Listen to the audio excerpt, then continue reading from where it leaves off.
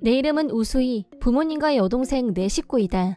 어렸을 때는 부모님이 나와 여동생을 차별하지 않고 동등하게 대해줬던 것 같은데 중학생이 된 뒤부터 나한테만 차갑게 변해버렸다. 이유는 내가 커뮤니케이션 장애가 있기 때문에. 나는 원래부터 낯가림이 심해서 친구도 적고 혼자서 책을 읽는 게 유일한 즐거움이었다. 초등학교 때문에 시력이 나빠져서 안경을 쓰자 동생은 오타쿠 같다며 나를 놀렸고 부모님은 그런 동생을 나무라지도 않고 말리지도 않았다. 나와 여동생 사이가 벌어지자 부모님은 동생만 티나게 예뻐하기 시작했다. 사교성 있고 밝은 성격인 동생 덕분에 엄마도 다른 아줌마들과 친하게 지낼 수 있게 됐다는 게 이유였다. 처음엔 내가 말을 걸어도 대꾸를 안 하거나 나만 빼고 셋이서만 외출을 하는 정도였다. 하지만 동생이 중학교에 올라가고 테니스부에 들어간 후 특별 활동비가 많이 들어가게 되자 엄마는 풀타임으로 취직을 했고 나를 마치 가정부 부리듯이 부려먹기 시작했다. 집에 가면 매일같이 청소, 빨래, 저녁밥까지 모두 내가 독박을 썼고 정작 내 일을 할 수가 없었다. 그럼에도 불구하고 최선을 다해 집안일을 했지만 저녁밥이 이게 뭐냐? 맛없어서 이걸 어떻게 먹어? 청소도 빨래도 제대로 안 해놓고 말이야. 어디 하나 쓸 데가 있어야 말이지. 라면서 욕이나 먹기 일쑤였다. 그런 생활은 내가 고등학교에 들어간 후에도 계속됐고 동생이 고2 수험생이 되자 집안 분위기는 긴장감으로 팽배했고 스트레스를 모두들 나한테 풀기 시작했다. 어느 날 평소와 다름없이 집안일을 마치고 방에서 책을 읽고 있었는데 갑자기 엄마가 들어오더니 할 얘기가 있다며 거실로 나오라고 했다. 거실로 나가자 아빠와 동생도 앉아 있었고 나를 저기적인 눈빛으로 쳐다봤다. 그리고 엄마가 나한테 너 고등학교 중퇴시키기로 했으니까 그렇게 알아 라고 했다. 상상도 해본 적이 없는 상황이라 놀랍고 두려워서 말조차 나오질 않았다. 그때 동생이 내가 가고 싶은 학교가 돈이 좀 많이 들거든? 그래서 언니 너는 학교 그만두게 하고 대신 돈을 벌 거야 라며 명령하듯 멋대로 말했다. 나한테는 조리사 자격증을 따겠다는 목표가 있었고 그러기 위해서는 무조건 고등학교 졸업 자격이 필요했다. 이렇게 내 인생이 좌절될 수는 없다는 생각에 태어나서 처음으로 가족들에게 반기를 들었다. 고등학교는 졸업하게 해줘 라고 있는 힘을 다해 외치자 아빠가 식순이 주제 니까짓 게 어디서 반항이야? 라고 경로. 그러자 엄마가 여보 나 지금 좋은 생각이 떠올랐어 라고 하더니 중퇴하라고 한 말은 없던 걸로 할 테니까 나더러 잊어버리라고 했다. 무슨 다른 꿍꿍이가 있는지 가늠은 안 됐지만 어쨌든 학교를 다닐 수 있게 돼서 다행이라고 생각하고 일단은 안심했다. 다음 주말 엄마가 갑자기 지난번에는 미안했다. 네가 평소에 엄마를 얼마나 잘 도와주니? 그래서 너한테 뭘 해줄까 생각하다가 가족끼리 오래간만에 캠프 나갈까 하는데 괜찮지? 라고 평소에 못 보던 모습으로 말했고 하자는 대로 차에 올라탔다. 캠프에 간다고 했는데 짐은 하나도 없었고 밖은 비가 주룩주룩 내리고 있었다. 진짜 캠프 가는 거 맞아? 라고 내가 물어보자 셋이서 동시에 맞아 라고 천연덕스럽게 대답. 이건 뭐가 잘못된 게 틀림없다고 의심하면서 상황을 지켜봤는데 2시간 정도 차를 달리자 인적이 드문 산중에 도착했다. 산속에 차를 세운 후 갑자기 아빠가 뒷자리로 오더니 나를 억지로 끌어냈고 길가 수풀 속으로 멀찍이 던져버렸다. 몇 바퀴 구른 후 내가 움직이지 않은 걸 확인한 아빠는 기다려! 라는 나의 외침을 무시하고 자동차에 시동을 걸고 전속력으로 산속을 빠져나갔다. 나를 비정하게 버리고 가버린 가족들. 나를 버리기 위해 일부러 산속으로 들어왔다는 걸 깨달았다. 눈도 뜨기 힘들 정도로 쏟아지는 비를 맞으며 절망감 속에서 그저 걷기만 하다가 점점 체력적으로 한계에 다다른 것이 느껴졌다. 이러다 죽는 걸까? 무력감으로 생의 끈을 놓으려고 한 순간 차 한 대가 내 옆에 멈춰섰다. 그리고 잠시 후 험악하게 생긴 남자 둘이 차에서 내리더니 나를 번쩍 안아서 차 안에 태웠다. 이게 바로 인신매매라는 건가? 생의 마지막을 그렇게 끝낼 수 없다는 생각이 들었지만 나는 저항할 힘조차 남아있지 않았다. 차에 강제로 태워진 후 그만 정신을 잃고 만 것이다. 다시 눈을 떴을 때는 고급 펜션에 온 것처럼 아늑하고 깨끗한 침대에 내가 누워있었다. 몸을 일으킨 후 멍하니 잠시 앉아있자 방문이 열리면서 처음 보는 남자애가 들어왔다. 나를 보더니 눈 떴네. 아, 진짜 다행이다. 라고 하면서 어제 봤던 무섭게 생긴 남자들을 호출하더니 죽하고 마실 것을 가져오라고 시켰다. 허기를 해결하고 나자 말할 기운이 생겼고 그제야 남자애에게 누군지 여기가 어딘지 물어봤다. 남자의 이름은 한준수, 나와 동갑인 17살이라고 했다. 아버지가 조직의 보스여서 17살이라는 나이에 벌써 후계자 역할을 하고 있다고 했다. 나는 벌벌 떨면서 나 혹시 팔려가는 거니? 라고 물었더니 준수는 빵 터지면서 뭐래, 나는 내 또래로 보이는 여자애가 산속에서 헤매고 있길래 도움의 손길을 뻗었을 뿐이야. 기운 좀 차리면 집까지 데려다 줄게. 라고 했다. 나 산속에서 헤맨 게 아니라 가족들한테 버려진 거야. 그래서 돌아갈 집이 없어. 라고 하자 무슨 사연인지 자세히 들려줄 수 있겠냐고 했다. 내가 어떻게 살아왔는지 왜 버려졌는지를 얘기해주자 준수는 마치 자기 일이라도 되는 것처럼 화내고 흥분했다. 그러더니 일단 집이 어딘지 안내하라고 하더니 부하를 불러서 운전을 시켰다. 목적지는 우리 집이었다. 집에 도착하자 준수는 현관 초인종을 거칠게 눌렀고 부하들은 문을 쾅쾅 두드렸다. 잠시 후 집안에서 아빠가 누가 이렇게 시끄럽게 굴어? 라며 목청을 높이면서 나왔는데 분위기부터 남다른 준수 부하들을 보더니 겁에 질려서 조용해졌다. 준수가 수희 산속에 버린 거 사실이야? 라고 묻자 아빠가 뭐야 이 애송이는. 그래 사실이다. 어쩔래? 제가 계속 학교를 다니면 우리 예쁜 둘째 딸이 가고 싶은 학교를 못 들어가게 생겼는데 어쩌라고. 라고 하면서 나를 노려봤다. 뒤따라 나온 엄마가 너 왜 다시 왔어? 힘들게 산속까지 가서 버렸는데 이게 뭐니? 절대 집안에 못 들어와. 썩 꺼져! 라며 소리를 질렀다. 그러자 준수가 부하에게 당장 경찰 불러. 라고 명령을. 경찰에게 사실을 말하자 부모들을 경찰차에 태워서 연행해 갔다.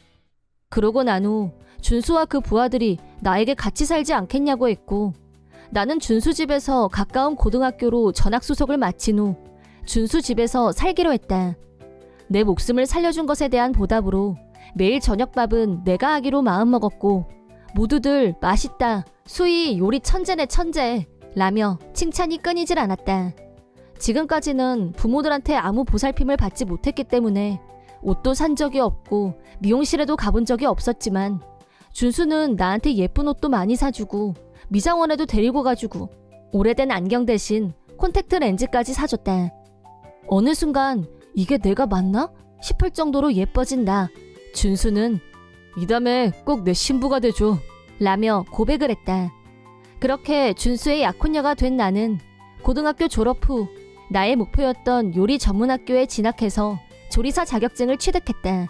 이제 내 꿈은 요리 연구가가 되는 거였고 장래에 대한 희망으로 가득했다. 그러던 어느 날 학교에서 집으로 가는데 집 앞 구석에 숨어서 나를 보고 있는 것 같은 어떤 남녀를 발견했다. 자세히 보니 나를 버렸던 부모들이었다. 거기서 뭐 하는 거예요? 라고 묻자 아빠가 나한테 누구신지 라고 물었고 엄마가 깜짝 놀라면서 여보 잘 좀 봐봐. 수희야 수희. 우리 큰딸 왼쪽 눈 밑에 점 보이지? 라고 떠들었다. 내가 잔뜩 비웃음을 담아 정중한 말투로 한때 신세가 많았습니다. 라고 하자 아빠가 수희라고? 안 본 사이에 많이 변했네.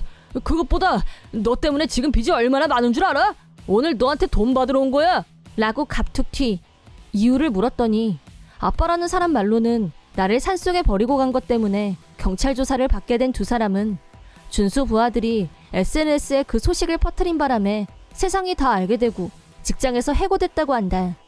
그 뒤로 재취업의 길도 막히고 일자리를 못 찾아서 동생은 고등학교에도 못 들어갔다면서 지금은 셋이서 필사적으로 알바를 하고 있는데 사는 게 너무 힘들고 빚이 5천만 원도 넘는다고 아우성이었다. 부모라는 사람들은 나에 대한 원망이 장난 아니었고 당장 나더러 빚을 갚으라고 윽박질렀다. 내가 그렇게는 못하겠다고 하자 내 멱살을 잡았다. 그때 마침 일을 마치고 집으로 온 준수가 짠하고 나타나서 아빠 팔을 잡은 후 빚 때문이라면 돈은 얼마든지 빌려드리죠. 라고 하더니 부하들을 시켜서 두 사람을 집 안으로 안내했다. 그 후 두 사람은 준수한테서 돈을 빌려서 은행에서 빌렸던 돈을 다 갚긴 했는데 이번에는 더 무서운 사채 이자를 갚아야 하는 처지가 됐다. 빚 독촉에 시달리다 못한 부모들과 동생은 지금까지와는 비교도 안 되게 필사적으로 일했지만 이자도 제대로 갚지 못하고 빚은 점점 더 불어났다. 결국 전 재산을 다 잃게 된 세 사람은 홈리스로 전락했고 전락한 후에도 빚에 쫓기고 있다고 한다. 한편 나는 요리 전문 학교를 졸업한 후 직장에 취직도 하고 요리 연구가로 활동하면서 약혼자인 준수와 결혼식을 올렸다. 행복한 가정을 이룬 나는 부러울 게 없는 사람이 됐다. 부모들과는 그 이후로 만난 적도 없었고 완전히 절연 상태이다. 하지만 그 시절 나를 구해줬던 모든 사람들에게는 앞으로 더욱 행복하게 살면서 은혜를 갚아야겠다고 늘 생각하고 있다. 원래는 나하고 남편하고 둘이서 살고 있었는데 어느 날 남편이 시어머니와 같이 살면 안 되겠냐고 물었다. 솔직히 시어머니는 평소에 나를 탐탁치 않게 생각하는 편이어서 순간 겁이 났고 남편의 동거 제안에 즉각 반대했다. 하지만 남편은 바로 며칠 후 완전히 일방적으로 말도 없이 시어머니를 덜컥 집으로 모셔왔다. 현관문을 열고 들어오는 시어머니와 싸들고 온 짐을 보고 기겁할 지경이었는데 아무리 그래도 시어머니한테 직접 말할 수는 없어서 남편만 부엌으로 불러냈다. 분명히 싫다고 했는데 네 마음대로 이러면 어쩌자는 거냐 라고 마구 따졌다. 그러자 남편은 짜증스러운 표정으로 내 집에 우리 엄마가 오는데 왜 네 허락이 필요한 건데? 지난번에 그냥 물어본 거지 상의한 거 아니거든? 라고 뻔뻔하게 말했다. 이 집의 명의가 남편으로 되어 있긴 하지만 엄연히 나도 생활비를 내고 있었고 마치 여기가 자기 혼자 집인 것처럼 구는 태도에 더욱 화가 치밀고 열이 났다. 시어머니도 나 따위는 안중에도 없었고 우리 집에 들어오는 건데도 내 존재는 무시하면서 첫날부터 나를 길들이려고 했다. 예, 너는 집이 이게 뭐니? 청소를 한 건지 만 건지 주부가 돼서 집을 이렇게밖에 못하니? 당장 청소부터 해라. 나한테는 청소를 시켜놓고 시어머니와 남편은 둘이서 신이 나서 이야기꽃을 피웠다. 오늘부터 이게 나의 일상이 될 거라고 생각하니 소름이 끼쳤다. 역시나 시어머니는 남편이 없으면 나를 하녀 부리듯이 잠시도 가만두지 않았고 냉장고에서 마음대로 음식을 꺼내다 먹으면서 한 번도 치우는 법이 없었다. 툭하면 나더러 뭘 사오라고 시켰는데 사오라는 것마다 전부 비싼 것들 투성이었다. 아마 자기 돈이었다면 절대 사지 않았을 것 같은 것들만 골라서 사오라고 지시했다.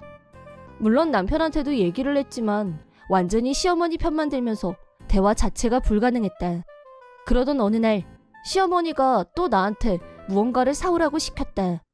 오늘 우리 아들하고 한잔하고 싶으니까 백화점 가서 고급 와인 한 병 사와라. 고급 와인에 어울리는 안주도 빼먹지 말고. 며칠 전에도 와인 사오라고 하셨잖아요. 고급 와인을 툭하면 사오라고 하시는데 그건 좀 형편상. 뭐? 감히 내가 누군 줄 알고 말대답이야? 네가 지금 누구 덕에 이 좋은 집에서 살고 있는지 알기나 해?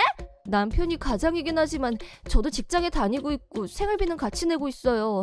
어머님이 좋아하시는 고급 와인도 안주도 다 제 돈으로 산 거예요. 니까짓 게 벌면 얼마나 번다고 유세야? 시끄러우니까 내가 사오라면 사오기나 해. 이런 식으로 남의 말은 안 듣고 자기 하고 싶은 말만 하는 시어머니. 솔직히 터놓고 얘기하면 남편보다 내 월급이 더 많아서 생활비는 내가 더 많이 내고 있었다. 시어머니의 막무가내 태도에 대해서 남편한테도 모두 얘기했고 시어머니 좀 말려달라고 부탁했다.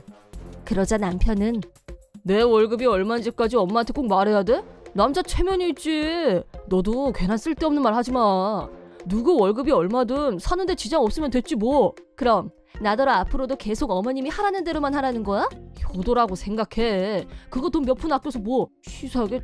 남편과 둘일 때는 모든 면에서 여유가 있었는데 어쩌다 하루아침에 이 지경이 됐는지 답답하고 절망스럽고 우울하기 짝이 없었다. 그런 최악의 상황을 부채질하듯 시어머니가 갑자기 어떤 여자를 집으로 들이기 시작했다. 그 여자는 시어머니와 친한 분의 딸이라는데 내가 보기에도 외모가 아주 출중한 미인이었다. 하지만 이 여자가 왜 우리 집에? 영문을 알 수가 없었다. 그런데 최근엔 남편과 시어머니가 둘이서만 외출하는 날이 눈에 띄게 잦아졌다. 어디 가냐고 물어도 모자간에 외출하는데 넌 끼어들지 말라며 면박을 주기 일쑤였다.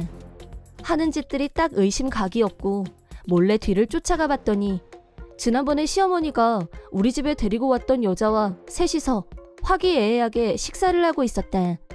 그때는 시어머니가 그냥 데리고 온 걸로만 생각했었는데 식사하는 모습을 보니 남편과 그 여자는 마치 연인처럼 다정해 보였다. 그 자리에서 바로 단죄를 하고 싶었지만 사람 많은 식당에서 소란을 피우면 내가 더 초라해질 것 같아서 나중에 시어머니한테 무슨 목적으로 셋이서 밥을 먹었냐고 따졌다.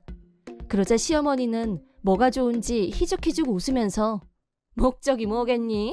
우리 아들한테는 너 같은 박색보다는 진자 같은 절세미인이 딱이지. 그래서 내가 장기적 안목으로 지금부터 잘 지내고 있는 건데 왜 불만 있니? 장기적 안목이라는 게 구체적으로 뭐죠? 그걸 꼭 말로 해야 하니? 너랑 이혼하고 진자랑 재혼해서 새 가정 꾸리는 거지? 너만 빠지면 돼. 걔들 둘은 좋아서 난리야. 시어머니는 점점 더 심한 말로 난 네가 처음부터 우리 아들 짝으로 마음에 안 들었어. 너도 생각을 해봐라. 우리 아들 월급이 한 달에 500이야.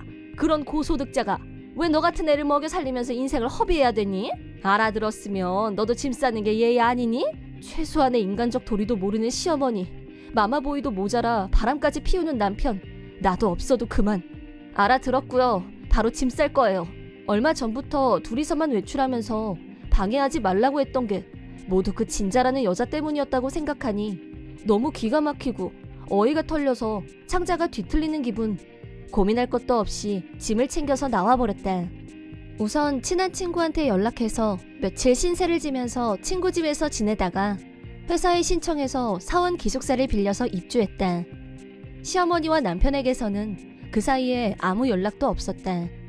내가 집에서 나가자 손뼉치고 좋아하면서 진자라는 여자를 며느리 취급하고 있겠지. 하지만 기뻐하는 시간도 그리 길지 않을 거라고 이미 예상하고 있는 나였다. 역시나 2달 후에 시어머니한테서 연락이 왔다. 얘, 집에 전기가 안 들어오는데 이거 네가 그랬니? 네가 전기 끊었지? 그렇지? 제가 왜 전기를 일부러 끊어요? 전기세를 안 내니까 끊어졌겠죠. 내가 그렇게 말하자 시어머니는 깜짝 놀란 것 같았다. 그동안 광열비는 내가 전부 관리했었지만 지금은 그럴 이유도 없기 때문에 나도 신경을 껐다. 시어머니와 남편은 자기들 일인데도 신경을 안 쓴 거였다. 그것뿐 아니라 대출금 이자도 안 냈을 것 같은데 아마 은행에서도 독촉장이 올 거라고 알려주자 완전히 멘붕이 온 것 같았다. 걱정 마라. 그까짓 거 우리 아들이 다 해결할 거다라며 큰 소리쳤지만 사랑하는 아드님의 월급은 매달 150만 원 정도. 시어머니가 본 통장에 있는 돈은 전부 내가 넣어둔 돈이었다.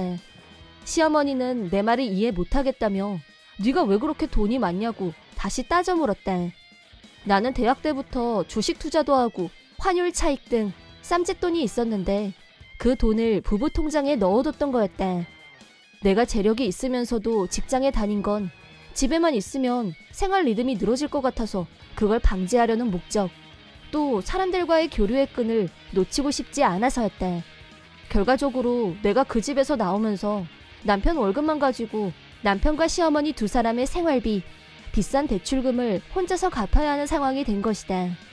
설마 남편이 이런 현실을 몰랐을 리는 없고 그저 눈앞에 절세미인을 보니 놓치고 싶지 않은 욕심에 자기 현실을 완전히 망각했던 게 아닐까 싶다. 그러거나 말거나 나는 이미 그쪽과 이혼한 몸이고 그 집 대출금을 갚을 이유도 2사람의 생활비를 책임질 이유도 없다는 점을 강조한 후 전화를 끊었다. 전화를 끊기 바로 직전까지 시어머니는 특별히 나를 배려해서 자기 아들 세컨드를 할 의향은 없냐며 미친 소리를 짓거렸다. 얼마 안 있어 도저히 생계를 꾸릴 수 없다는 걸 자각했는지 전 남편도 나를 찾았다. 내가 잘못했다. 너 없이는 도저히 살 수가 없다. 더 이상 견딜 수가 없다면서 징징거렸지만 딱 들어보니 절세미인 한진자한테 차인 게 틀림없어 보였다.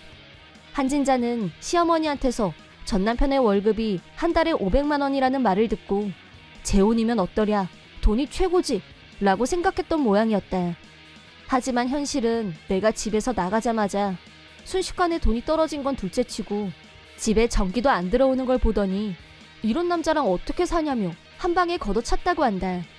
어쨌든 한진자는 피해자라고 볼 순 없지만 나는 사과를 받아야 할 피해자였고 당당하게 사과를 요구했다. 왜냐? 전 남편이 기혼자란 사실을 명백하게 알고 있었으니까. 내가 찾아가자 주변에서 이 사실을 알게 되면 정말 곤란하다면서 바로 위자료를 제시했고 한진자와의 일은 그렇게 일단락을 지었다. 물론 멍청한 전남편과 재결합이라니 있을 수도 있어서는 안 되는 일이라고 손절했다.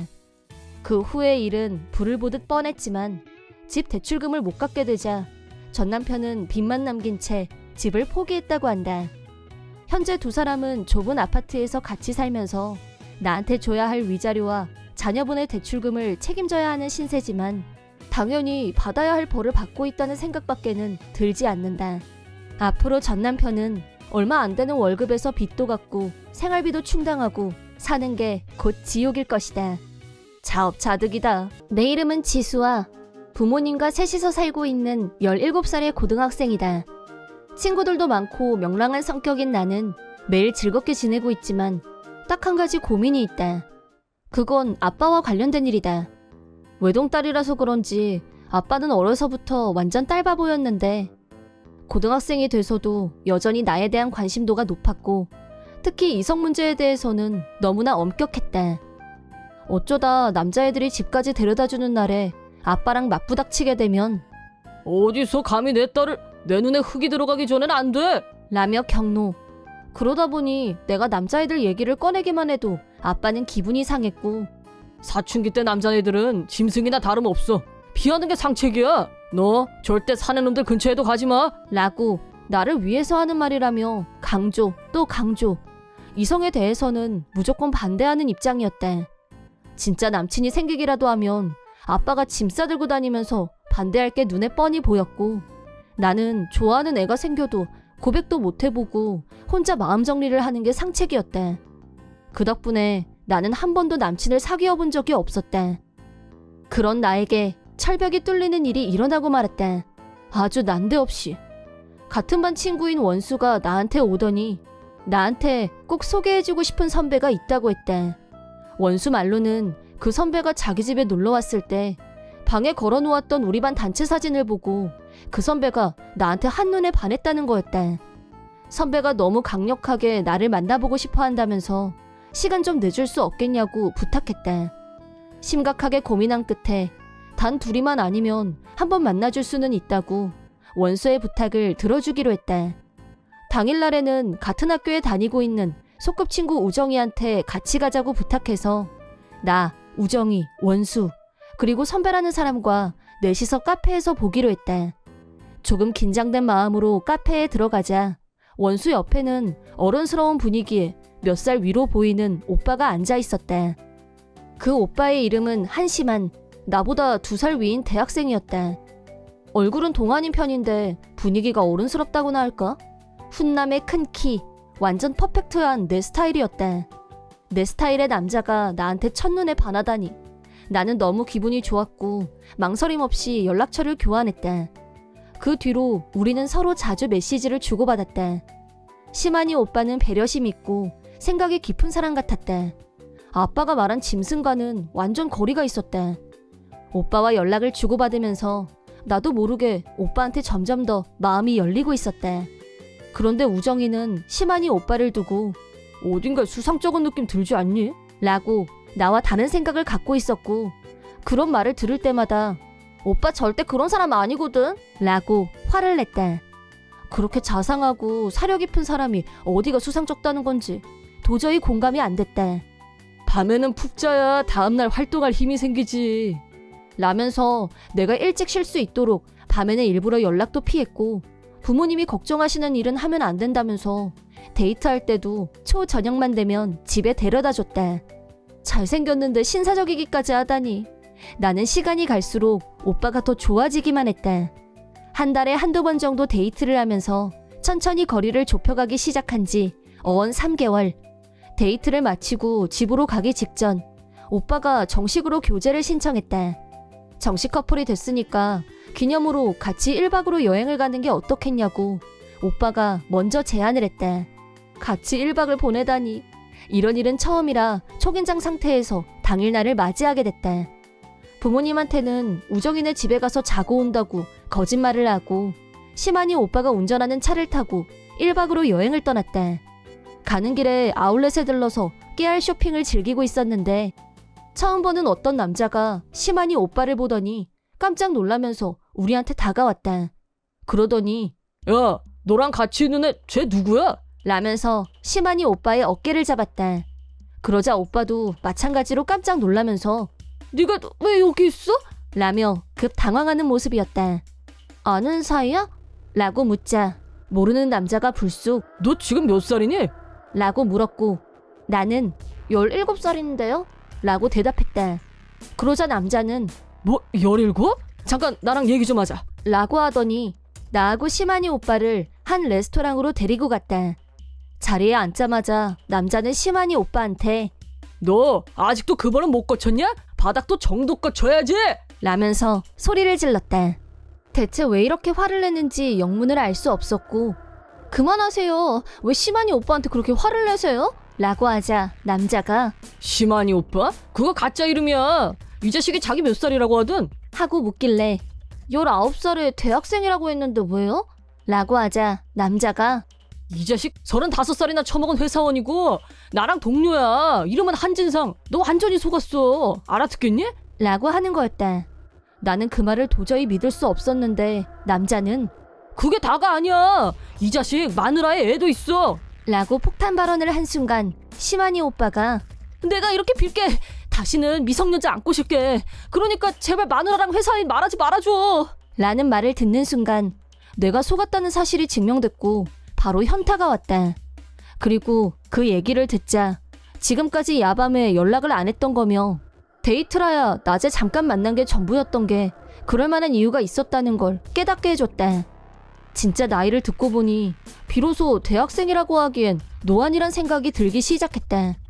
나는 너무 큰 충격을 받고 펑펑 눈물을 쏟았는데 동료라는 아저씨가 나를 집까지 태워다 줬다.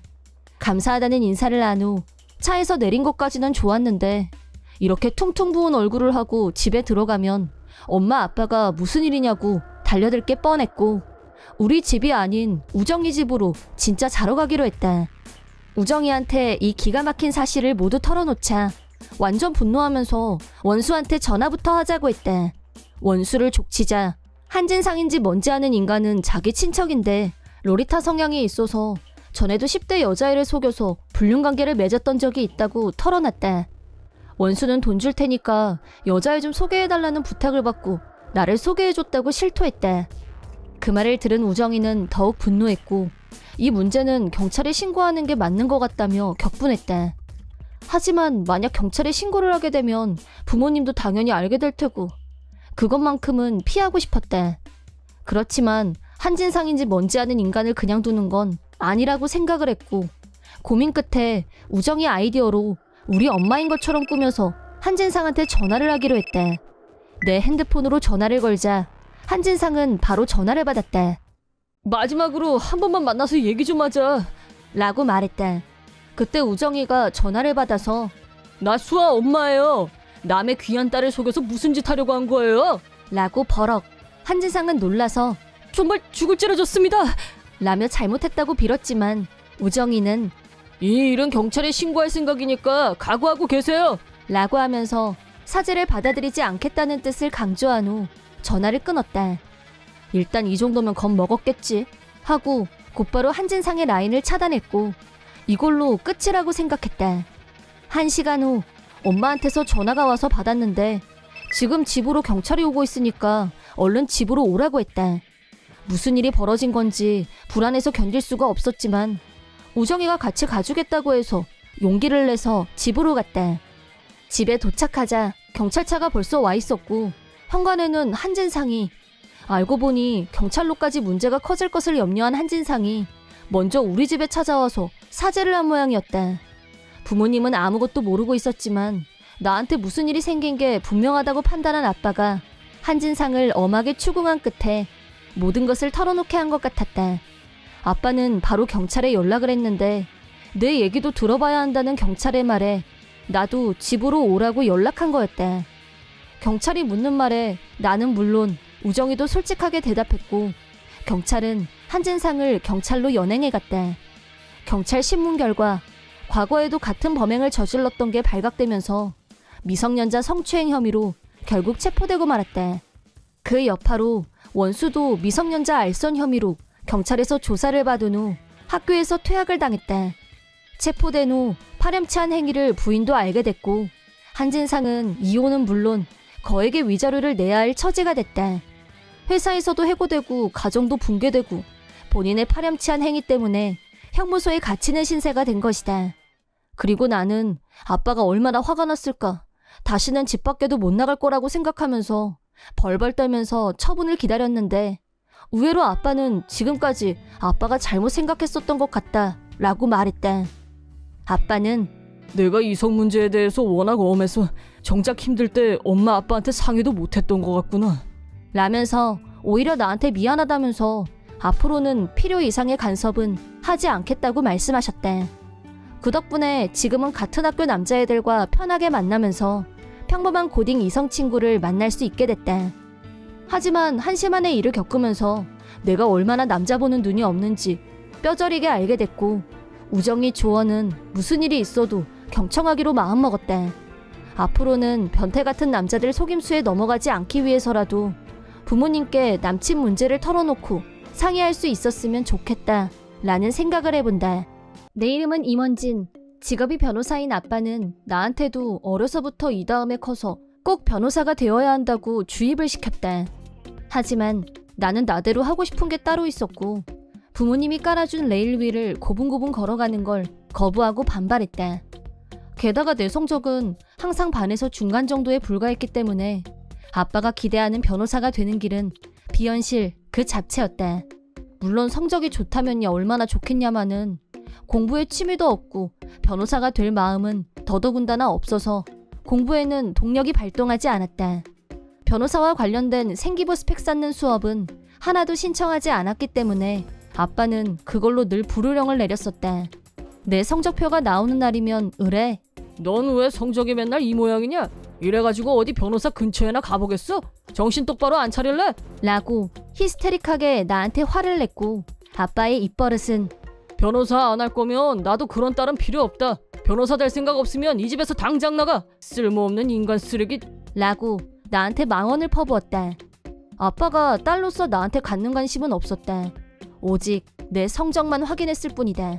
그런 부모님에게 나 역시 반항심 외에 다른 감정은 없었다. 엄마는 아빠 반사판이라고나 할까? 절대 거스르지 못하는 타입. 넌 왜 그렇게 아빠 말을 안 들어? 그럼 못 써. 아빠 말 잘 들으란 말밖엔 할 줄 몰랐다. 집안 분위기는 늘 살얼음 위를 걷는 기분이었고 엄마한테 모성애를 느껴본 적도 없었다. 하지만 낳아주고 길러준 것에 대해서는 감사하게 생각한다. 드디어 고등학교를 졸업했다. 당연히 나는 법대에 들어가지 않았고 변호사가 될 생각도 없었다. 입시 때도 그 문제로 상당한 트러블이 있었지만 가장 중요한 성적이 미달이었기 때문에 답이 없었다. 나는 변호사가 아니더라도 누가 뭐래도 하고 싶은 일에 최선을 다하면서 경제적으로 반드시 독립할 생각을 갖고 있었다. 본가에 사는 동안에도 꼬박꼬박 생활비를 냈다. 그것도 일반적으로 생각하는 금액보다 훨씬 더 많이. 내가 취직을 한 후로 아빠는 아예 나를 공기 취급했다. 엄마도 나한테 별말을 하지 않았기 때문에 오히려 예전보다 집에 있는 게 편하게 느껴졌다. 그러던 어느 날 아빠가 그래, 너는 수입이 얼마냐? 라고 갑자기 수입을 물어봐서 심히 당황스러웠다. 무엇보다 나한테 말을 거는 것 자체가 오래간만이었다. 뭐 대략 4천만 원 정도? 라고 대답하자 아빠가 갑자기 화를 내기 시작했다. 뭐 4천? 겨우 그거 받으면서 용케 먹고 자고 살고 있구나. 그러게 내가 뭐래? 무조건 변호사 되라고 그렇게 귀에 못이 박히게 얘기했는데 자식인지 원수인지 넌 부끄럽지도 않냐? 세상에 직업이 얼마나 많은데요. 그리고 나 열심히 살아요. 시끄럽다. 넌 영원히 문제아야. 난 너 같은 거 딸이라고 인정 못해. 나도 아빠의 말에 진심으로 화가 났고 그 길로 집에서 나와버렸다. 하지만 당장 갈 만한 곳도 없었고 저녁이 되자 집으로 돌아갔다. 그러자 이번에는 엄마 아빠가 내 방으로 찾아왔다. 제발 그만 좀 해. 겨우 기분 가라앉히고 들어왔더니 왜 또 이러는 건데. 그리고 엄마한테 정말 황당한 말을 들었다. 너처럼 형편없는 수입을 받는 애를 자식으로 인정하고 싶지 않다고 아빠가 저러시네? 미안한데 우리 집에서 당장 나가줄래? 뭐? 지금 뭐라는 거야? 나 매달 생활비 꼬박꼬박 줬잖아. 꼴랑 4천 벌면서 어디서 돈을 냈다고 생색이야? 기생충 같으니라고. 너 같은 기생충을 이 집 자식으로 두고 싶지 않으니까 당장 내 집에서 나가. 부모 자식 관계도 오늘부로 끝이다. 갑작스러운 부모님의 손절 선언에 정신이 얼얼했고 왜 갑자기 이러는지 의도를 파악하는데 한참 걸렸다. 우선 억울한 건 그동안 엄마가 요구한 금액을 성실하게 생활비로 냈다는 것. 그것도 일반 상식 수준보다 훨씬 더 많이 말이다. 그런데 왜 내가 기생충이란 망언을 들어야 하는지 억울함을 넘어서 분노까지 일어났다. 아빠한테도, 아빠 말만 신앙처럼 떠받드는 엄마한테도 진저리가 쳐졌고 나도 더 이상 이 집 자식인 게 싫었다. 한 일주일 정도 호텔에서 지내면서 회사 근처에 집을 알아본 후 이사를 마쳤다. 막상 독립을 하고 보니 부모님으로부터 기분 상하는 말을 더 이상 듣지 않아도 되고 회사하고도 가깝고 혼자 있으니 몇 배나 쾌적한 기분으로 지낼 수 있었다. 아빠는 늘 변호사가 돼야 한다고 강조했었지만 그런 말을 자식한테 하는 건 부모님 중 한 사람이 변호사 아님 의사, 사장 등등의 직업을 가진 경우에는 있을 수 있는 일이라고 생각해왔었다. 하지만 집에서 쫓겨난 후 생각해보니 새로운 세상을 만난 기분이 들었다. 나는 손절 선언을 한 부모님 따위는 있고 내 인생을 위해 더욱 최선을 다하기로 했다. 사실 나는 어려서부터 디자이너가 되는 게 꿈이었고 졸업과 동시에 크라우드 펀딩을 통해 자금을 모아서 디자인 회사를 직접 설립했다. 부모님께 이런 사실을 말하지 않은 건 변호사가 아닌 나한테는 전혀 관심이 없는 분들이었기 때문이다. 디자인 분야는 종류도 다양하고 분야도 광범위해서 옷은 물론 구두, 가방, 회사의 로고 등 각 분야별로 담당자를 따로 두고 각종 디자인 의뢰를 받고 있다. 열심히 일한 결과 업계에서 입소문이 퍼져나가면서 회사는 급성장했고 덕분에 매출과 수익 둘 다 잡았다. 나는 연봉 4천이 아니라 매달 월급이 4천만 원인 찐 고소득자였던 것이다. 아빠가 나한테 수입이 얼마냐고 묻길래 있는 사실 그대로 월 수입을 말씀드렸을 뿐이다. 일반적으로 수입이 얼마냐고 물으면 월 수입을 말하지 않냐? 이랬거나 저랬거나 이미 가족과는 손절 상태였고 부모님은 알아서 잘 사시려니 하고 있었는데 어느 날 회의를 하던 중에 잠깐 핸드폰을 확인했는데 엄마한테서 여러 번 착신 이력이 있었다. 처음엔 그냥 무시했는데 몇 번이나 연속해서 걸려오길래 무시하는 게 더 스트레스가 되는 것 같아서 그냥 전화를 받았다. 그러자 엄마가 갑자기 상냥 그 잡채인 목소리로 오랜만이다 라며 친하게 굴었다. 아무 의미 없는 얘기를 혼자서 열심히 떠들더니 내가 회사를 경영하고 있다는 말을 다른 사람을 통해서 우연히 알게 됐다고 했다. 그제야 내가 말했던 4천만 원은 연봉이 아니라 다달이 받는 월급이었다는 걸 뒤늦게 깨달은 모양이었다. 내가 그동안 생활비를 얼마를 냈는지만 생각해도 알 수 있는 사실이었을 텐데 이제 와서 그래서 뭐 전혀 반가운 전화가 아니었다. 그러더니 엄마가 돈 얘기를 꺼냈고 갑자기 그게 무슨 소리냐고 묻자 아빠가 경마에 빠져서 거액의 빚을 졌다고 했다. 자그마치 변호사인데 그 정도 금액은 마련할 수 있지 않겠냐고 했더니 경마에 빠진 후로는 클라이언트와의 약속도 전부 펑크를 내서 변호사로서의 평판이 땅에 떨어지는 바람에 지금은 아무 일도 안 들어오는 상태라고 했다. 그렇게 나한테 쓰레기라고 욕하던 사람이 알고 보니 진짜 쓰레기 중에 쓰레기였다니 어이가 없어서 말이 안 나왔다. 엄마는 내 연봉이면 아빠 빚쯤은 몇 년 안에 전부 갚을 수 있을 거라면서 부모한테 그 정도는 해줄 수 있지 않냐는 엄마의 말에 진짜 어이가 털렸다. 나를 쫓아낼 때 했던 말들은 이미 다 잊은 건가? 본인들이 힘들어지니까 나를 다시 찾는 이 뻔뻔함이 도저히 소화가 안 됐다. 이미 우리 손절한 사이 아니었나? 내가 고연봉자가 된 건 운이 좋아서가 아니라 열심히 노력한 결과라고 자부한다. 나를 쫓아낼 땐 언제고 성공했다는 말을 주워듣고 다시 연락을 하다니 오만정이 다 떨어졌다. 벌써 잊었어? 그날 나랑 부모 자식 연 끊었잖아요. 저는 현재 당신들 딸이 아닌 걸로 알고 있습니다만 그런데 제가 왜 돈을 드려야 되죠? 그럴 이유도 의무도 없는 것 같은데요. 잠깐만! 예, 그건 진심으로 한 말이 아니었어. 네가 우리 안 도와주면 우린 정말 끝이야. 다른 방법이 없다고, 알아? 필사적으로 매달리는 엄마를 보며 지금까지 아빠 아바타나 다름없던 사람이 이제 와서 딸 카드를 쓰겠다는 심보가 괘씸했다.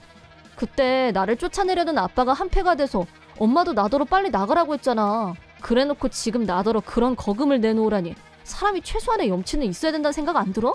할 말 다 했으니까 그만 끊어 라고 하고 전화를 끊어버렸다. 엄마는 전화기에 대고 계속 뭐라고 소리를 질렀지만 나는 내가 하고 싶은 말을 다 했기 때문에 더 이상 들을 얘기가 없었다. 그 후 아빠는 변호사로의 지위를 완전히 상실했고 거액의 빚을 갚기 위해 집도 땅도 모두 포기하고 무일푼으로 길바닥에 나앉는 신세가 되고 말았다. 만약 아빠가 나를 있는 그대로 인정해주고 이해해주려고 했다면 아무리 아빠가 몰락했다고 해도 나는 도우려고 했을 것이다. 진짜 도박 의존증에 걸린 거라면 엄마와 같이 치료 방법을 찾아봤을 거고 아빠를 회생시키기 위해 노력했을 것이다. 하지만 두 사람은 나를 인간 쓰레기라고 하면서 끝내는 자식도 아니라며 손절했다. 그런 취급을 받은 내가 그들을 도울 이유는 없다고 본다. 지금까지 아빠 말을 신앙처럼 떠받던 엄마가 아빠를 나락에서 구한다는 건 기대하기 어려울 것 같고 그렇다면 앞으로 두 사람은 지옥 같은 상황에서 빠져나오기 힘들 것이다. 하지만 그 모든 것은 자업자득일 뿐 동정의 가치도 없다.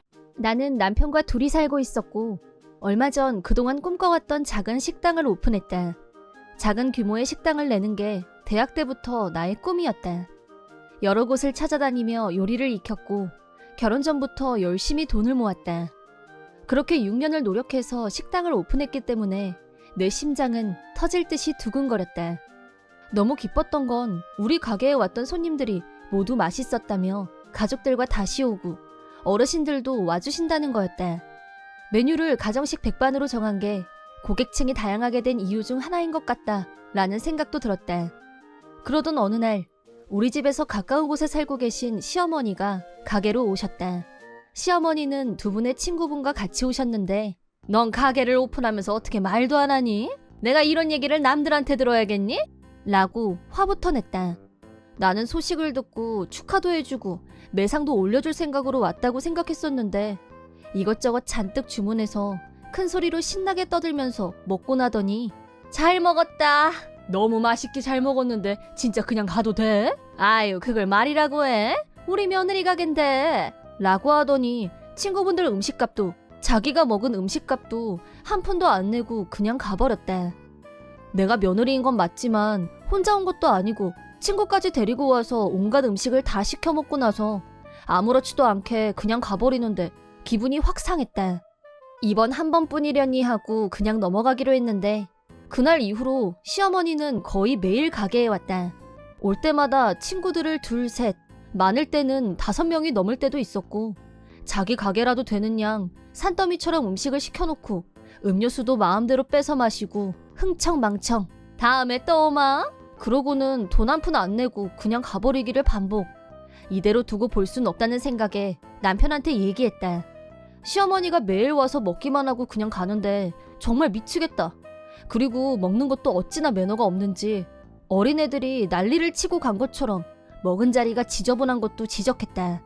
하지만 남편은 시어머니가 밥 먹으러 가는 게 뭐가 잘못됐단 건데? 라면서 오히려 나한테 짜증을 냈고 시어머니한테 주의를 주거나 하지도 않았다. 눈치 없는 시어머니는 내 속도 모르고 계속 가게로 왔는데 어느 날은 시어머니 없이 단골 멤버인 친구들 셋만 온 날이 있었다. 나는 속으로 우리 가게가 마음에 들어서 자발적으로 왔나? 하고 내심 기뻐하고 있었다.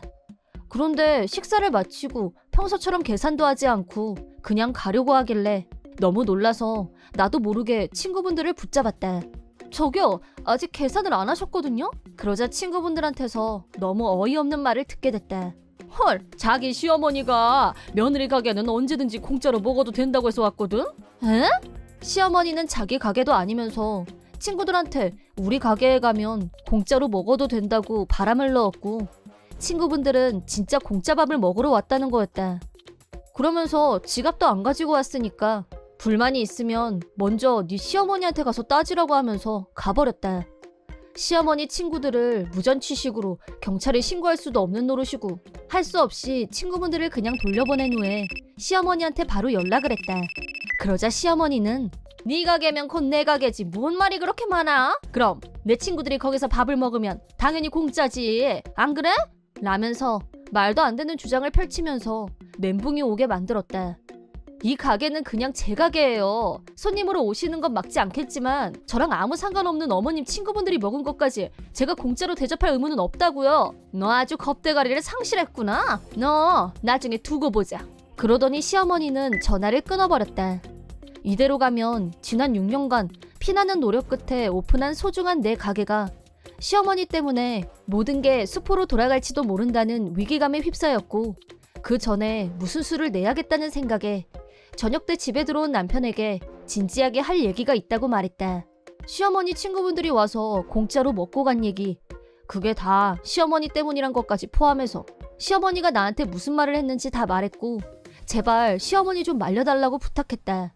그러자 남편은 귀찮아 죽겠다는 듯이 엄마도 나한테 전화해서 난리야. 그까지 밥 공짜로 먹으면 좀 어때? 엄마 기분만 좋다면 그 정도는 해줄 수 있잖아. 그까지 밥이라니. 어머님 매일 친구들 데리고 오셔. 그게 다 얼만 줄 알아? 친구들 앞에서 으스대는 거야 뭐야. 왜 거기다 우리 가게를 이용하냐고. 필사적으로 설명했지만 남편은 왜 양쪽에서 난리냐. 나 좀 내버려둬라. 이런 식이었다. 남편을 낳아주신 분이니 시어머니를 이해하려고도 했었다. 하지만 저런 남편이 뭐라고 하는 생각이 들기 시작했다. 내가 이렇게 힘들어하는데 남편은 나몰라라였다. 결국 자기 엄마 기분이 더 중요한 거였고 내 편이 되어줄 생각은 없어 보였다. 그럼 나는 매일같이 시어머니 폭탄을 맞고 치우면서 가게를 연 보람도 잃게 될 게 뻔했다.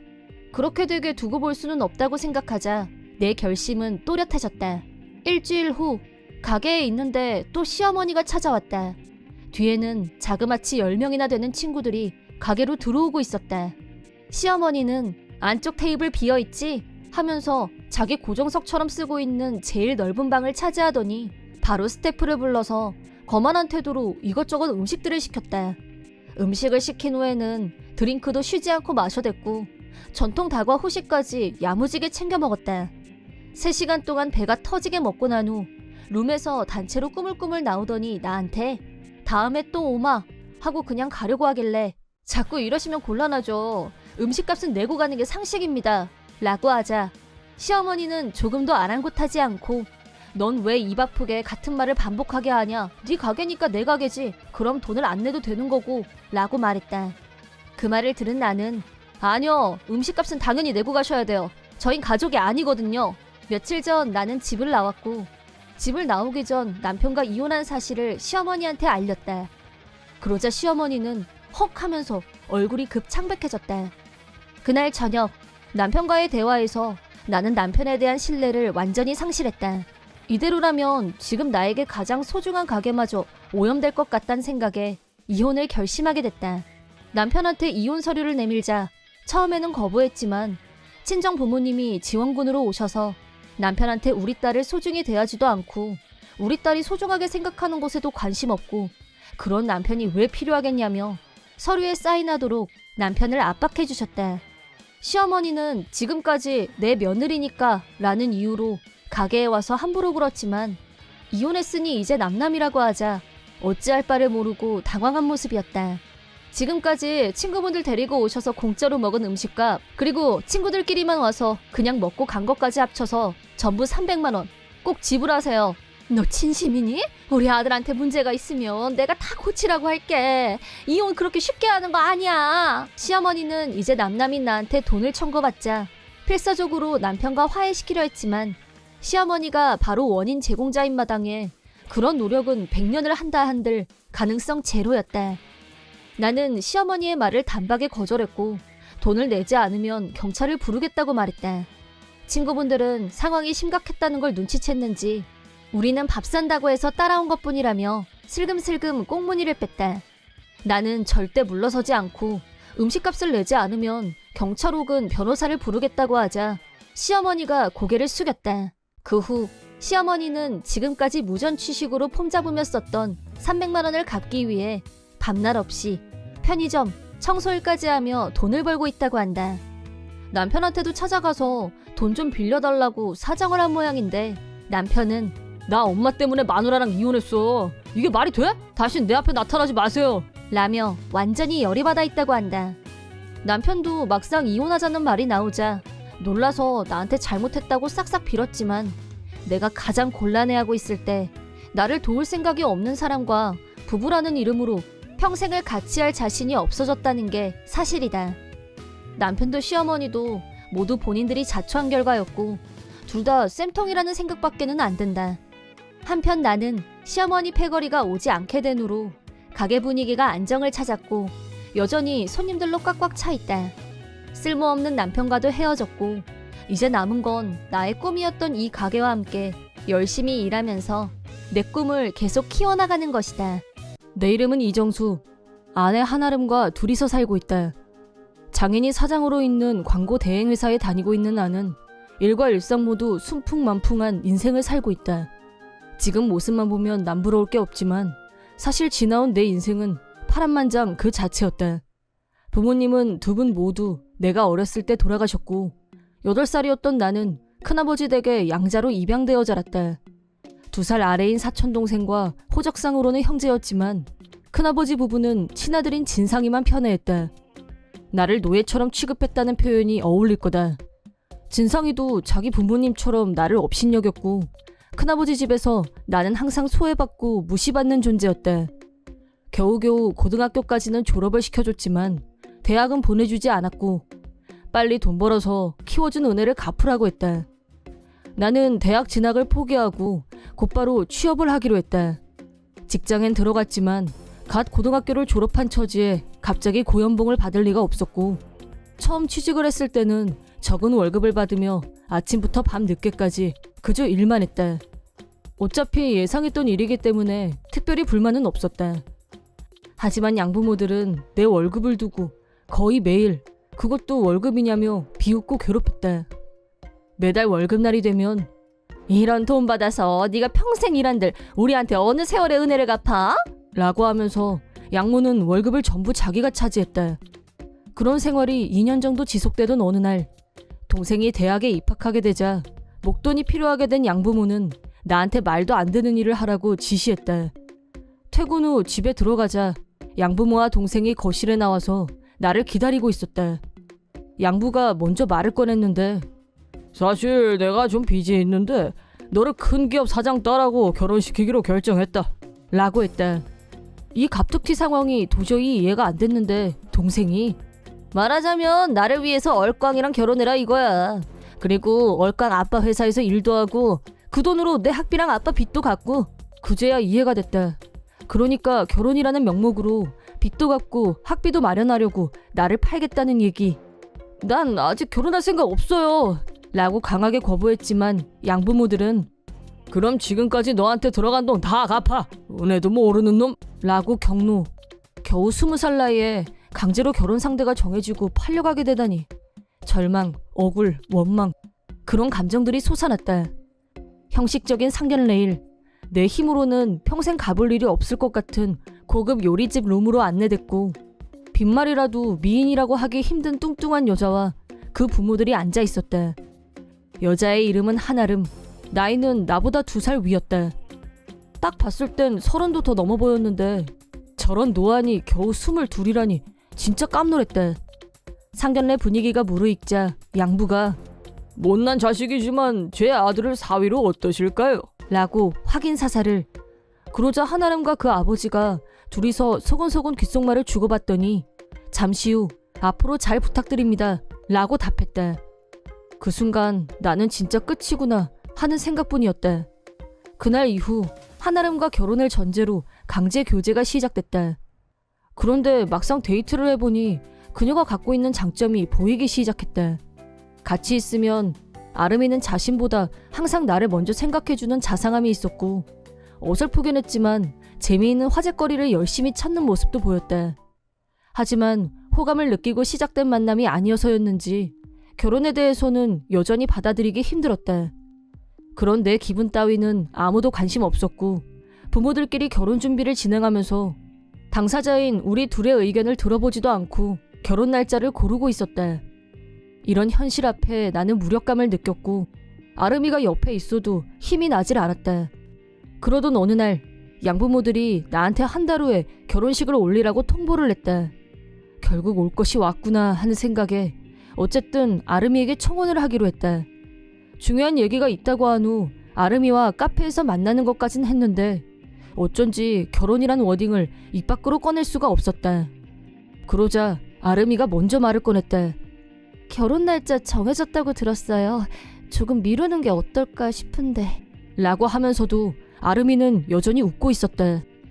너무 놀란 나는 더더욱 말문이 막혔는데 제가 너무 노력이 부족했던 것 같아서요. 정수 씨한테 어울리는 사람이 된 후에 다시 만나요. 라고 하더니 아름이는 카페에서 먼저 나갔다. 집에 가서 양부모들에게 그 얘기를 전하자 두 사람은 격노했다. 그 옆에서 동생은 혼자 웃겨 죽는다면서 그럼 그 뚱녀한테 차인 거야? 대박! 라고 비웃었다. 그러자 양부모들은 더 화를 내면서 그런 호박 같은 여자애 하나도 제대로 못 꼬시는 놈이 세상에 너 말고 또 있으면 데리고 와봐. 그런 놈이 있기나 할 것 같아? 그 뚱녀랑 너랑 딱이니까 결혼하라고 한 거야. 빚은 어쩔 건데? 라면서 아름이에 대한 망언을 퍼부었다. 망언들을 듣고 있자니 아름이의 웃고 있던 마지막 얼굴이 떠올랐고 슬픔과 분노가 동시에 올라왔다.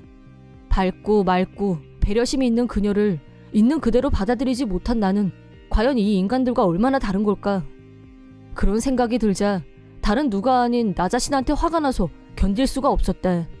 정신을 차리고 보니 내가 양부모와 동생 앞에서 테이블을 뒤집어 엎은 후 앞으로 2번 다시 이 집에 오지 않을 거고 돈도 갖다 바치지 않을 거야 라고 큰 소리로 외치고 있었다.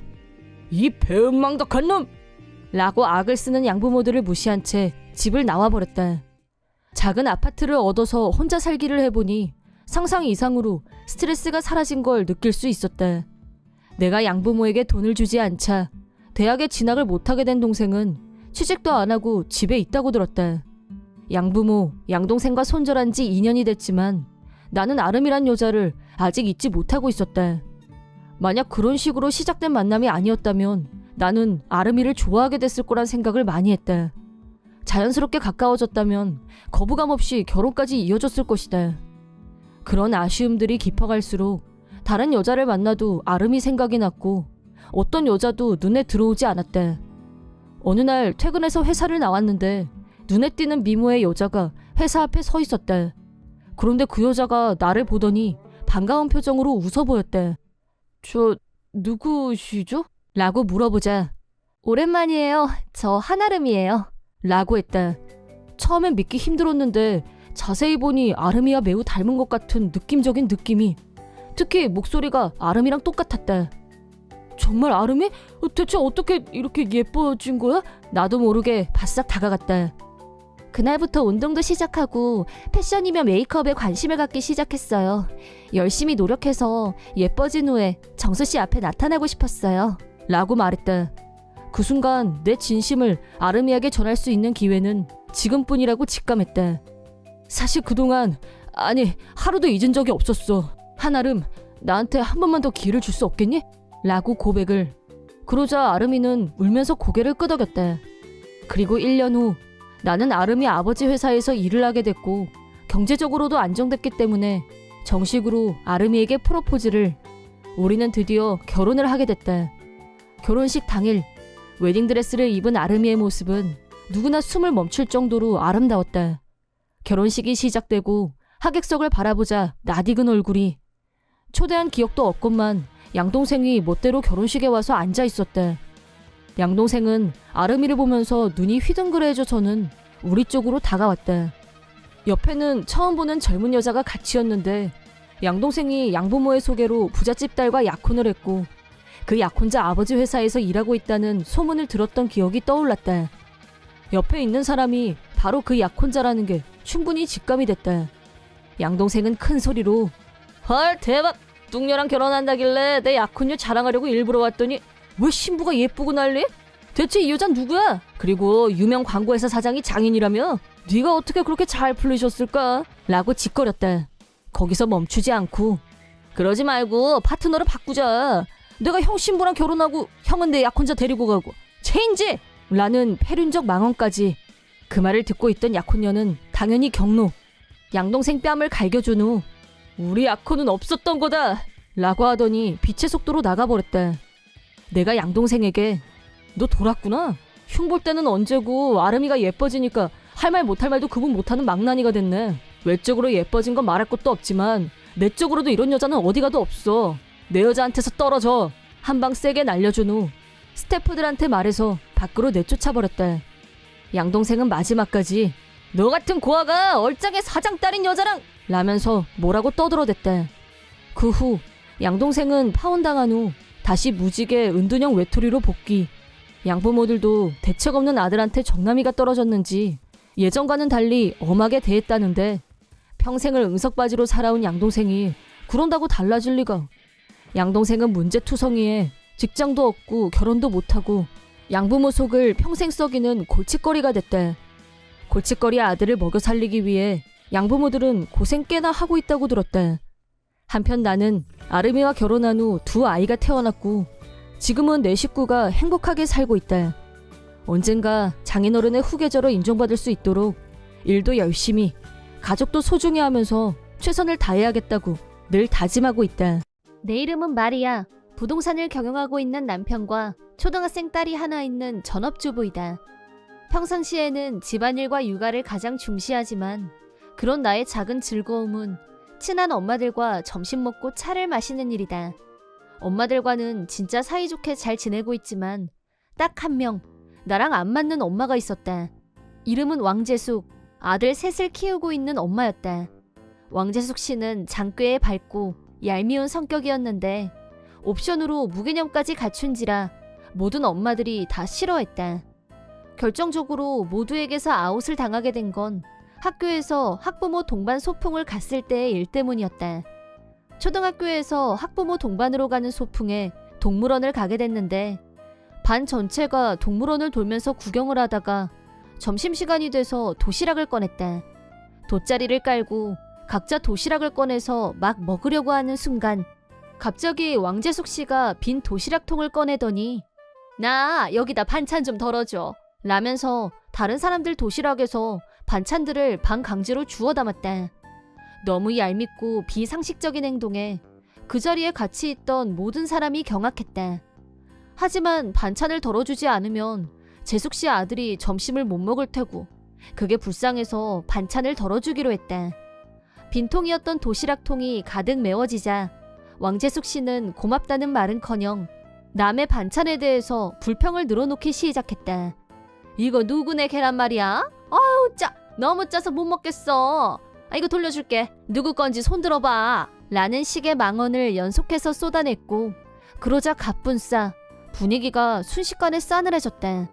소풍을 마치고 반 아이들 모두 버스를 타고 학교로 돌아가는 중에 또 갑자기 기사님 여기서 커브 돌면 바로 우리 집이거든요. 거기서 잠깐만 세워주세요. 라고 큰 소리로 외쳤다.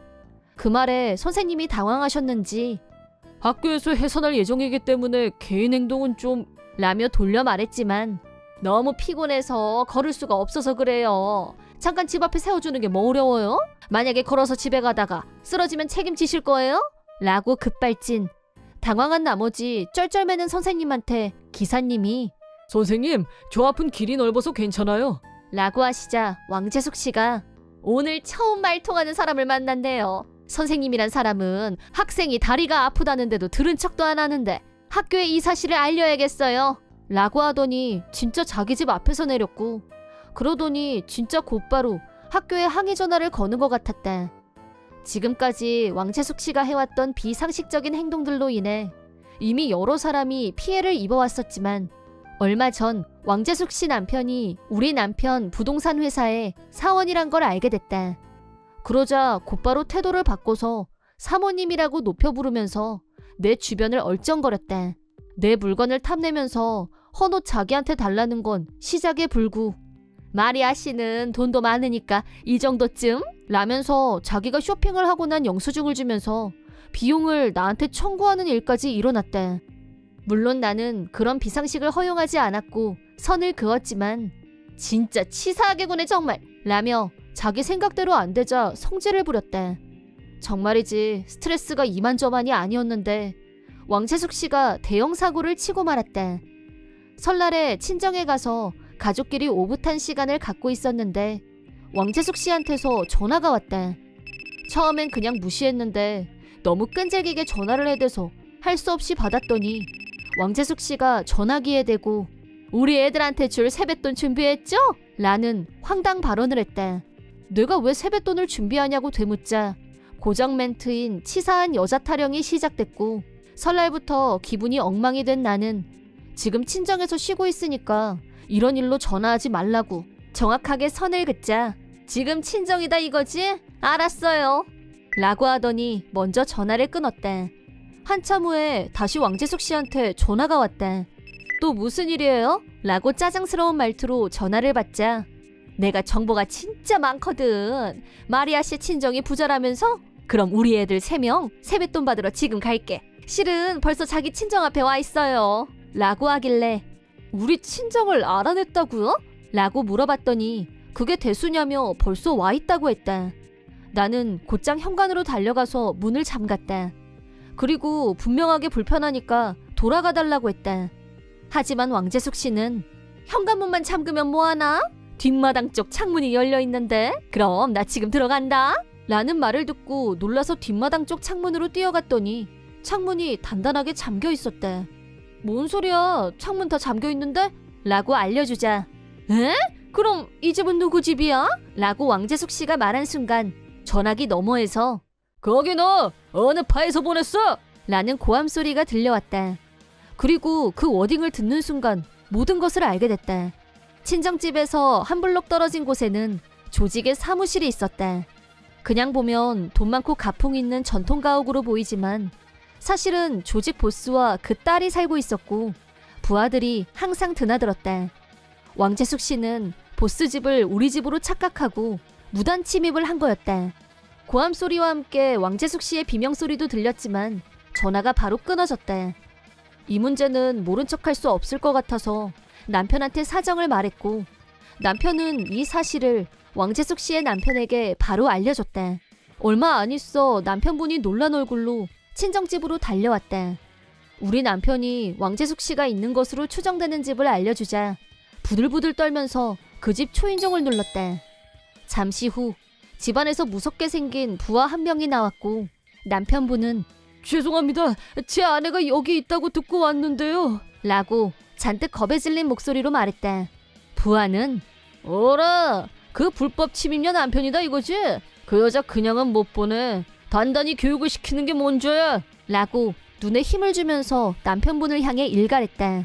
한 번만 용서해 주십시오. 이렇게 부탁드립니다. 라고 말하며 무릎을 꿇고 빌면서도 벌벌 떨고 있었다. 차마 그냥 보고만 있을 수가 없어서 내가 좀 거들어야겠다는 생각으로 두 사람이 있는 곳으로 갔다. 내가 믿는 구석이라면 보스의 딸과 소꿉친구였다는 사실. 어렸을 때 우리 둘은 거의 매일 같이 놀던 사이였다. 그래서 여기 부하들도 나한테는 모두 친절한 아저씨들이었다. 내가 전후 사정을 모두 설명하자 부하는 더욱 분노했다. 마리아한테 그런 무례한 짓을 했다고? 그럼 더더욱 그냥은 못 보내지. 라고 언성을 높이길래 그만하면 아마 단단히 혼이 났을 거예요. 라고 설득을 하고 있는데 안에서 내 친구가 나왔다. 친구는 부하에게 어떤 사정인지 다 알았으니까 이번 한 번은 적당히 주의 줘서 돌려보내세요. 라고 지시를 하더니 나를 보면서 가볍게 웃었다. 겨우겨우 풀려나온 왕재숙 씨는 단단히 겁을 먹었는지 여전히 긴장한 모습이었고 거의 넋이 나가 있었다. 마지막으로 부하가 한 번 더 두 번 다시 마리아한테 개념 없게 굴었다가는 알지? 라고 일침을 놓자 네, 다시는 안 그럴게요. 라며 고분고분 대답했다. 그 후 왕재숙 씨는 자기 남편한테 다시 설교를 듣고 설 연휴가 끝난 후 우리 집에 찾아와서 사과했다. 하지만 그동안 있었던 헤아릴 수 없이 많은 무례한 행동들을 떠올리자 도저히 용서할 생각이 들지 않았고 사과는 받지 않기로 하고 그냥 돌려보냈다. 남편분한테는 나에 대한 불쾌한 행동들 이외에도 학교에서 다른 엄마들한테 했던 무개념 행동들에 대해서도 말해줬다.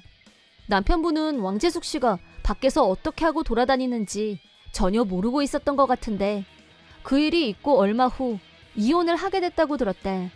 왕재숙 씨는 전업주부였기 때문에 이혼만큼은 절대 하고 싶지 않다면서 남편한테 싹싹 빌었지만 남편분은 미련 없이 왕재숙 씨를 집에서 내쫓았다. 왕재숙 씨의 세 아들들은 그동안 자기 엄마가 저질렀던 수많은 진상짓들을 보면서 엄마지만 그게 잘못됐다는 걸 알았는지 본인들의 의사로 아빠와 같이 사는 걸 선택했다고 한다. 이혼 후 일단 자기 친정으로 돌아갔다는데 어떤 경로를 통해 왕재숙 씨가 있는 곳을 알게 됐는지는 모르겠지만 조직으로부터 불법 침입 벌금으로 1,000만 원을 청구받았다고 한다. 마리아 씨, 나 좀 도와줘! 라며 나한테 도와달라고 했지만 내가 그 정도로 오지랖은 아닌지라 거절했고 착신 거부 수순을 밟았다. 그 후 마리아 씨가 어떻게 지냈는지에 대해서 들은 건 없지만 상식적으로 한번 조직한테 찍히면 벗어나기는 쉽지 않기 때문에 모르긴 몰라도 고생 꽤나 하고 있을 게 뻔했다. 불법 침입을 한 건 명백한 사실이기 때문에 자업자득의 결과이지만 무개념 진상이 한 명 사라지자 학교 행사도 엄마들 모임도 전보다 몇 배는 더 즐거워졌다. 다른 엄마들도 모두 왜 이렇게 행사가 즐겁냐고 난리들이었다. 그때 결단을 내리고 왕재숙 씨 남편분에게 모든 사실을 털어놓길 잘했다는 생각이 들 정도이다. 지금 유일한 바람이라면 제2, 제3의 왕재숙이 나타나지 않았으면 하는 것뿐이다. 사이다 무비튼. 나는 고향에서 올라와 혼자 살고 있는데 어느 날 부모님한테서 언니가 이혼하고 집으로 왔다는 말을 들었다. 형부와는 줄곧 사이가 좋은 줄로만 알았는데 갑자기 난데없이 이혼이라니 전혀 이유가 짐작이 가지 않았다. 하지만 부부 사이의 일은 다른 사람이 알 수 없는 무언가가 있으려니 하고 굳이 캐묻지 않기로 했다. 그러던 어느 날 갑자기 이혼한 형부한테서 연락이 왔다. 이혼하기 전에는 나도 형부와 사이가 좋았고 셋이서 밖에서 만나서 외식을 한 적도 많았다. 형부 연락처는 아직 갖고 있었다. 하지만 이혼한 마당에 나한테 연락할 일이 뭐가 있을까 망설여졌다. 어쨌든 일단 전화를 받았다. 그런데 형부한테서 폭탄 발언을 듣게 됐다. 이혼한 이유가 언니의 불륜이었고 언니한테서 위자료를 아직 못 받았다는 거였다. 언니한테 몇 번이나 연락했지만 하도 연락이 안 돼서 할 수 없이 나한테 전화한 거라고 했다. 언니가 불륜이라니 전혀 믿기지 않았고 너무 놀라서 형부한테 사실이냐고 다시 되물을 정도였다. 형부는 사실이라고 강조하면서 빨리 위자료를 입금하라고 전해달라고 했다. 금액은 자그마치 5,000만 원. 우리 언니 같은 사람이 그럴 리가 없다고 생각했지만 만약 형부 말이 사실이라면 언니가 위자료를 주는 건 당연한 의무였다. 다음 날 먼저 부모님한테 전화를 걸어서 내가 들은 말이 맞는지 물어봤다. 그러자 이번에는 부모님한테서 폭탄 발언을 듣고 말았다.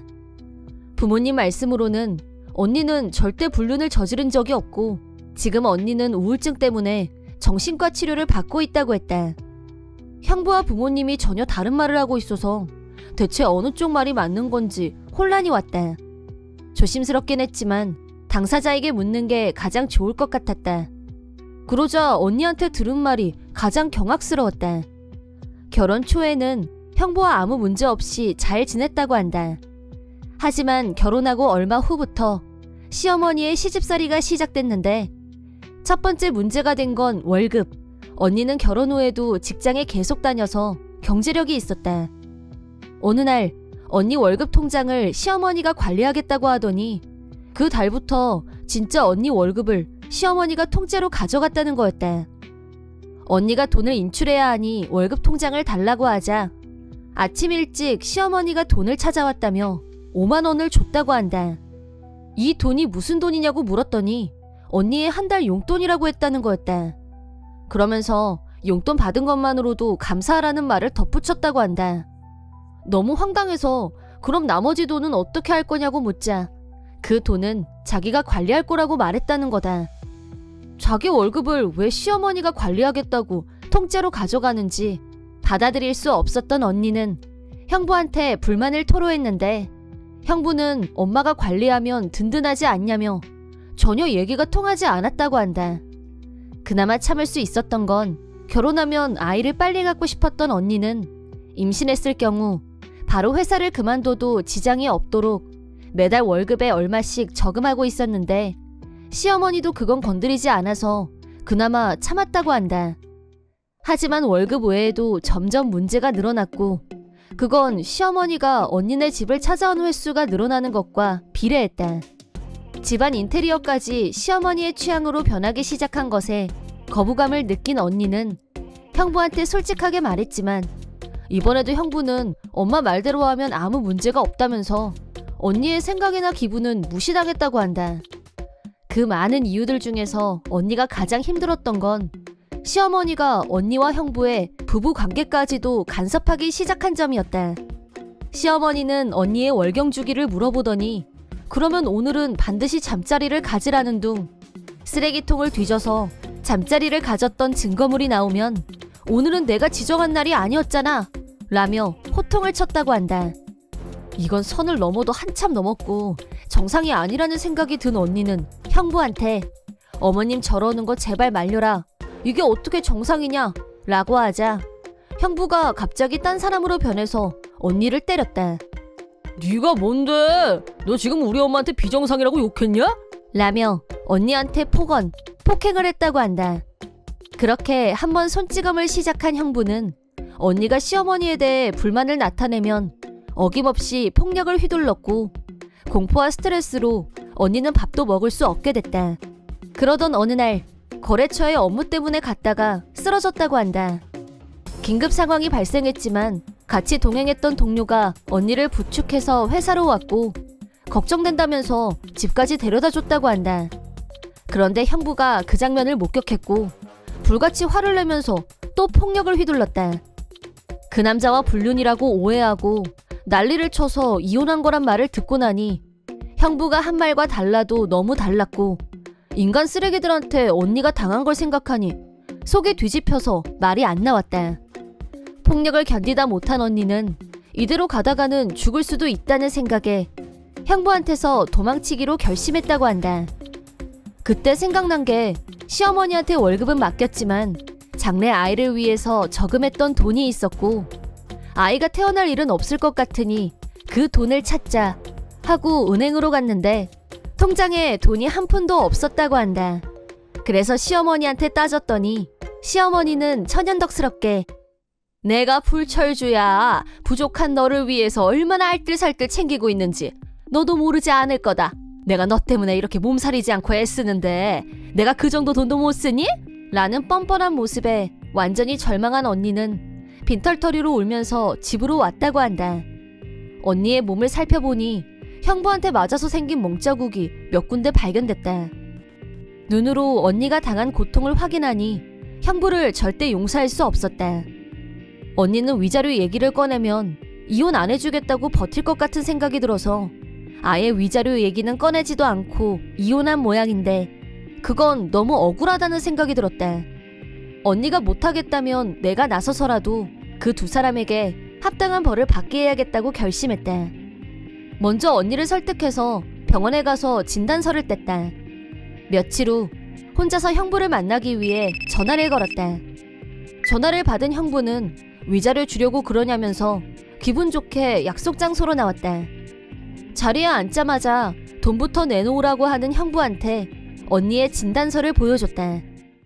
위자료를 낼 사람은 그쪽인 것 같은데요? 언니 월급 횡령한 거랑 폭력 휘두른 것까지 모두 합쳐서 변호사한테 의뢰했다는 말 하려고 불렀어요. 증거도 명백하고 언니 회사 직원 중에 증언해주겠다는 사람도 있으니까 빠져나가기 힘들 거예요. 무슨 개소리야. 네 언니가 바람 피운 건 어쩔 건데? 그건 불륜이 아니라 그쪽이 언니를 괴롭혀서 회사에서 쓰러졌을 때 우연히 옆에 있다가 도와주게 된 것뿐이에요. 지금까지는 언니가 지옥에서 살았지만 이제부터는 당신들이 지옥에 가게 될 거야. 각오해. 그러자 형부는 얼굴이 창백하게 변했다. 저제 좀 흥분했네. 차라리 이혼을 없던 걸로 할게. 부부 사이의 일은 옆에서 처제 같은 사람이 참견하고 그럴 자격은 없잖아. 언니한테 대신 전해. 집으로 다시 와도 된다고. 내가 우리 엄마한테도 잘 얘기해 둘 테니까 걱정하지 말라고 하고. 뭐래니? 누구 마음대로 이혼을 번복해. 지금 그 얘기가 아니거든? 우리 언니 지금 우울증 때문에 정신과 치료받고 있어. 언니가 그렇게 된 건 당신네 인간 쓰레기들 때문인데 거길 다시 돌려보낼 것 같아? 이제부터 당신들한테 벌이 내려질 거야. 진짜 쇼는 이제부터야. 야, 내가 지금 불륜도 용서하겠다고 하는데 너 어른한테 태도가 그게 뭐야? 까불지 마. 형부도 제법 성질을 냈지만 그러거나 말거나 내 할 말만 하고 나와버렸다. 그 후 아빠가 소개한 변호사를 통해서 형부와 그 모친에게 총 7천만 원의 위자료를 청구했다. 법원에서 결정된 금액을 본 그 모친은 나더러 왜 이런 돈을 내라는 거야? 지들이 뭔데? 라면서 결정에 불복하는 태도를 보였지만 언니 월급을 가로채서 그 돈을 자기 마음대로 써버린 건 물론이고 사생활에 깊숙이 간섭한 것 역시 위자료를 청구할 이유가 된다는 사실. 형부가 자진해서 곱게 그 돈을 줄 것 같지 않았기 때문에 직장으로 내용 증명을 보냈다. 그러자 그동안 형부는 언니 때문에 이혼한 것처럼 주변에 떠들고 다녔는데 사실과 다르다는 게 밝혀졌을 뿐 아니라 인간 말종으로 등극, 완전히 고립됐다. 하지만 위자료를 내야 하기 때문에 사표는 쓸 수 없었다. 지금은 따가운 눈총을 받으며 바늘방석에 앉은 심정으로 출근하고 있다는데 앞으로 매일매일이 지옥일 것이다. 전 시어머니는 수중엔 돈이 없고 집이며 차를 팔거나 아님 일을 하거나 둘 중에 하나를 선택해야 했다. 일하는 쪽을 선택하긴 했지만 겨우 들어간 곳에서도 일머리가 없어서 자기보다 한참 어린 사람들한테 매일 욕을 먹고 있다고 한다. 고액의 위자료를 갚기 위해 앞으로 꽤 오랫동안 두 사람이 절대 벗어날 수 없는 지옥에서 살게 될 거라고 생각하니 분이 좀 풀리는 것 같다. 소송은 내가 주도했지만 위자료는 모두 언니에게 돌아가게 해놨다. 몸보다 마음에 더 큰 상처를 입은 언니는 한동안 벽을 만들고 갇혀있기도 했고 회사에 출근도 못하고 혼자 힘들어했었는데 지난번 언니가 쓰러졌을 때 도와줬던 동료분이 여전히 언니를 잘 챙겨줘서 얼마 전부터는 언니의 웃는 모습을 많이 볼 수 있게 됐다. 저렇게 조금씩 회복하다 보면 몇 년 후에는 언니가 다시 자신의 행복을 찾게 되지 않을까? 그런 날이 꼭 오길 기대하고 있다. 이번 영상은 어떠셨나요? 재밌게 보셨다면 구독, 좋아요에 댓글까지 달아주시면 감사하겠습니다. 그럼 다음 영상에서 만나요.